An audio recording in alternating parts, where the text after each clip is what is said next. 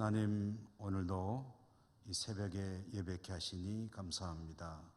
우리 예배를 받아 주시옵소서. 예수님 이름으로 기도드립니다. 아멘. 70장 찬송입니다.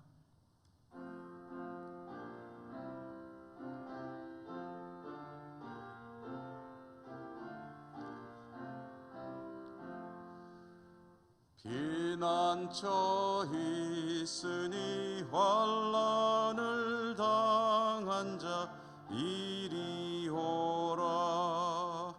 땅들이 변하고 물결이 일어나 산 위에 넘치되 두렵잖네. 이방이 떠들고 나라들 모여서 진동하나. 우리 주 목소리 한 번만 바라면 전하의 모든 것 망하겠네. 만유주 하나님 우리를 도우니 피난처요. 세상의 난리를 그치게 하시니 세상의 장검이 쓸데없네. 높으신 하나님 우리를 구하니 할렐루야. 괴로움이 심하고 환난이 극하나 피난처 되시는 주 하나님. 마태복음 24장 1절에서 14절까지 읽겠습니다. 마태복음 24장 1절에서 14절까지 한 절씩 교독하겠습니다. 예수께서 성전에서 나와서 가실 때에 제자들이 성전 건물들을 가리켜 보이려고 나아오니 대답하여 이르시되 너희가 이 모든 것을 보지 못하느냐. 내가 진실로 너희에게 이르노니 돌 하나도 돌 위에 남지 않고 다 무너뜨려지리라. 예수께서 감람산 위에 앉으셨을 때에 제자들이 조용히 와서 이르되 우리에게 이르소서 어느 때에 이런 일이 있겠사오며 또 주의 임하심과 세상 끝에는 무슨 징조가 있사오리이까. 예수께서 대답하여 이르시되 너희가 사람의 미혹을 받지 않도록 주의하라. 많은 사람이 내 이름으로 와서 이르되 나는 그리스도라 하여 많은 사람을 미혹하리라. 난리와 난리 소문을 듣겠으나 너희는 삼가 두려워하지 말라. 이런 일이 있어야 하되 아직 끝은 아니니라. 민족이 민족을 나라가 나라를 대적하여 일어나겠고 곳곳에 기근과 지진이 있으리니 이 모든 것은 재난의 시작이니라. 그때 사람들이 너희를 환난에 넘겨주겠으며 너희를 죽이리니 너희가 내 이름 때문에 모든 민족에게 미움을 받으리라. 그때 많은 사람이 서로 잡아주고 서로 미워하겠으며 거짓 선지자가 많이 일어나 많은 사람을 미혹하겠으며 불법이 성함으로 많은 사람의 사랑이 식어지리라. 그러나 끝까지 견디는 자는 구원을 얻으리라. 이 천국 복음이 모든 민족에게 증언되기 위하여 온 세상에 전파되리니 그제야 끝이 오리라. 아멘. 오늘 말세의 징조라는 제목으로 말씀을 잠시 상고하고 기도하도록 하십시다. 예수님 시대의 성전을 헤롯 성전이라고 부릅니다.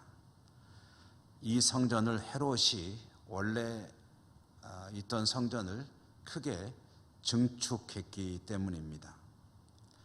헤롯 이전의 성전은 상당히 초라했습니다. 성전을 처음 건축한 것은 솔로몬이었죠. 솔로몬이 처음 건축한 성전을 그래서 솔로몬 성전이라고 하는데 상당히 웅장하고 화려한 그런 성전이었습니다.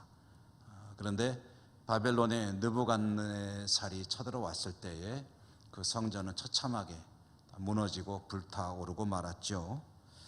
포로로 끌려갔던 사람들이 돌아올 때에 스룹바벨을 중심으로 성전을 재건하게 되었고, 그래서 성전을 재건했습니다. 그래서 이 두 번째 성전을 스룹바벨 성전이라고 부릅니다. 그런데 이 스룹바벨 성전은 솔로몬 성전에 비해서 상당히 빈약했습니다. 초라했고요.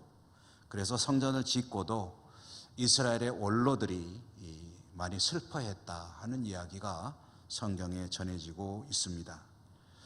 헤롯은 이 초라한 스룹바벨 성전을 화려하고 웅장하게 확장하며 중건했습니다. 헤롯이 중건한 이 성전은 세계 건축사에 남을 만큼 아주 대단히 화려하고 그리고 웅장하고 그리고 보는 사람의 찬탄을 자아내는 그런 건축물로 거듭났습니다. 이스라엘 백성들은 그런 성전을 대단히 자랑스럽고 또 자부심을 가졌는데요. 그 예루살렘 성전을 주님과 제자들이 지나갈 때에 제자들이 성전에 대해서 무언가 말을 하려고 이야기를 꺼내고 있었다 하는 그런 말씀입니다. 마태복음에는 제자들의 한 말이 기록되지 않았습니다. 그러나 마가복음에 보면 제자들이 이 성전을 향해서 정말 멋지지요? 라는 그런 의미로 말을 하는 대목이 기록이 되어 있습니다. 그런 제자들의 성전을 향한 그런 아주 멋진 그런 묘사의 말, 그것을 들었을 때 주님은 그 모든 생각들을 뒤집어 엎는 그런 반응을 보이셨는데요. 주님께서 하신 말씀은 성전이 무너질 것이고 돌 위에 돌 하나도 남지 않을 것이다 하는 말씀을 하신 것이었습니다. 이렇게 제자들과 말씀을 나눈 주님께서 성전을 지나와서 가신 곳은 감람산이었습니다. 올리브산. 그러니까 성전을 나와서 기드론 계곡을 지나서 다시 올라가면 그곳이 감람산이고, 감람산 중턱에 앉아서 예루살렘 성 쪽을 바라보면은 그럼 성전이 한눈에 들어오는 마치 전망대와 같은 그런 자리들이 여러 곳 있습니다. 오늘 말씀은 그곳에 앉아서 주님께서 제자들에게 말세의 징조에 대해서 들려주신 그런 대목인데요. 주님께서 말세의 징조에 대해서 말씀해 주신 그 내용들은 참으로 두려운 것이었습니다. 그리고 그런 두려운 때를 상징하는 것이 이 성전이 무너지는 것, 그것이 하나의 징조였습니다. 실제로 주후 70년, 그러니까 주님께서 승천하시고 약 40여 년 지났을 때에 이 이스라엘은 전쟁의 참화 속에 휩싸였고요. 유대전쟁이라고 하는 전쟁이 벌어졌는데 주후 70년에 로마군이 침략해 들어왔을 때 디도라고 하는 사령관은 예루살렘을 점령하고 이 성전을 완전히 불태워 폐허로 만들어 버렸습니다. 주님 말씀대로 돌 위에 돌 하나도 남지 않는 그런 참혹한 일이 벌어졌고요. 그런 성전에 무너져 내리는 처참한 모습은 주님께서 말씀하시기를 말세의 징조다라고 말씀을 하신 것입니다. 성전의 멸망이 하나의 상징적인 모습이라고 한다면 그와 함께 말세를 보여주는 그런 여러 가지 일들이 있게 될 터인데 그것은 기근이요, 지진이요, 전쟁이라고 하셨습니다.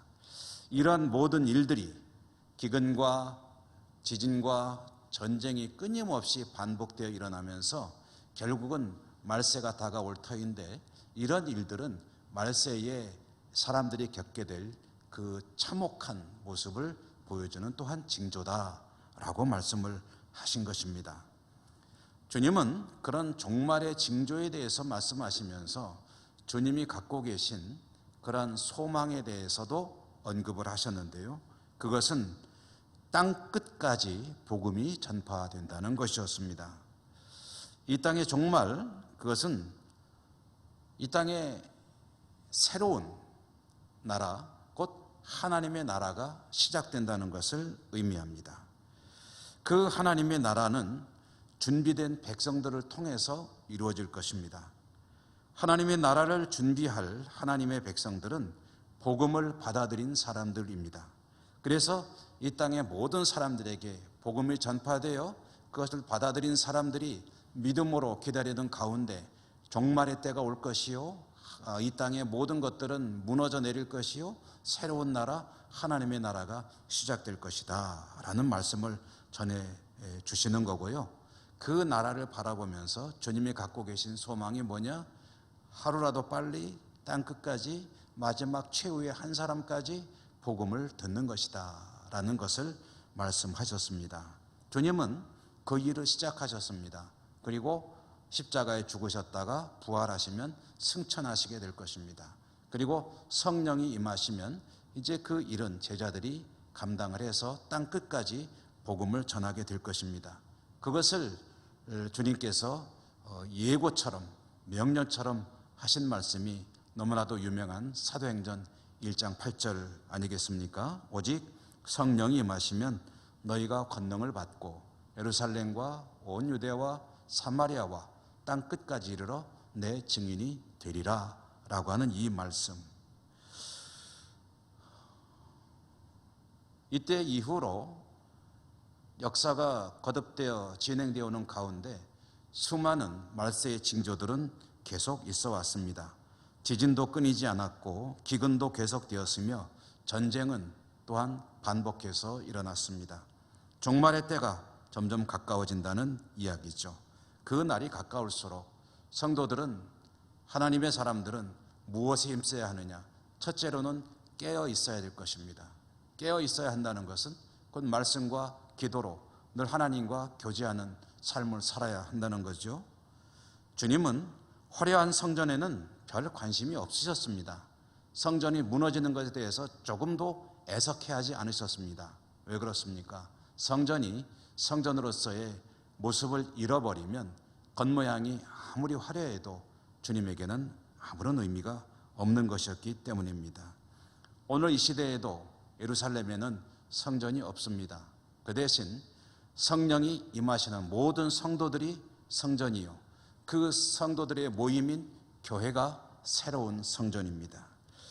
주님은 성전을 조금도 아까워하지 않으셨고 무너질 것임을 예고하셨는데, 그것은 성전이 성전답지 못하였기 때문이라고 한다면 오늘 이 시대의 새로운 성전, 그 성도와 그 성도들의 모임인 공동체로서의 성전인 교회, 교회는 주님께서 보실 때마다 기쁘시고 자랑스러운 그러한 성전이 되지 아니한다면 어쩌면 주님께서 또한 눈길을 돌려버리실지도 모르겠습니다. 종말의 때가 가까워질 때 땅끝까지 복음이 전파되는 주님의 소망을 이루기 위해서 늘 깨어서 말씀과 기도로 살아야 하는 것, 그것이 이제 주님을 믿는 모든 백성들에게 주어진 필생의 사명이라고 할 수가 있겠습니다. 여러분, 깨어 살아야 합니다. 말씀에 집중하고 하나님과 늘 교통하는 삶을 살며 삶의 현장에서 어쨌든 복음을 전하는 그런 빛과 소금의 삶을 살아갈 때 하나님은 그의 삶을 통해서 영광을 받으실 것입니다. 오늘 그렇게 살아가시는 복된 하루가 되시기를 주님 이름으로 축원합니다. 기도하겠습니다. 하나님, 종말의 때는 계속해서 다가오고 역사의 시계바늘은 돌아가고 있는데 저희들은 얼마나 잘 깨어 주님의 사명을 감당하며 종말의 때를 준비하는지 참으로 두려운 마음입니다. 하나님, 성령으로 붙잡아 주시고 이끌어 주셔서 말씀과 기도에 힘을 내어 늘 깨어 있어 주님과 동행하는 삶을 살고 또 주변에 많은 그런 믿지 않는 이들을 주님께 인도하는 일에 힘쓰는 전도자의 삶을 또한 살아갈 수 있도록 인도하시고 축복해 주옵소서. 오늘 하루가 그와 같이 의미 있고 보람 있는 복된 하루가 되게 하여 주시옵소서. 예수님 이름으로 감사하고 기도 올리옵나이다. 아멘. 하늘에 계신 우리 아버지, 아버지의 이름을 거룩하게 하시며 아버지의 나라가 오게 하시며 아버지의 뜻이 하늘에서와 같이 땅에서도 이루어지게 하소서. 오늘 우리에게 일용할 양식을 주시고 우리가 우리에게 잘못한 사람을 용서하여 준 것 같이 우리 죄를 용서하여 주시고 우리를 시험에 빠지지 않게 하시고 악에서 구하소서. 나라와 권능과 영광이 영원히 아버지의 것입니다. 아멘. 여러분, 오늘도 우리가 함께 기도할 텐데요, 기도하실 때 먼저 우리가 힘을 합쳐 기도해야 될 기도의 제목들이 있죠. 기도해 주시고 여러분의 기도도 드리시기 바랍니다. 코로나 사태 종식으로 해서 백신 접종이 순조로이 진행이 되고 우리가 기대하는 집단 면역이 반드시 또 하루라도 속히 이루어질 수 있도록 위해서 기도하십시다.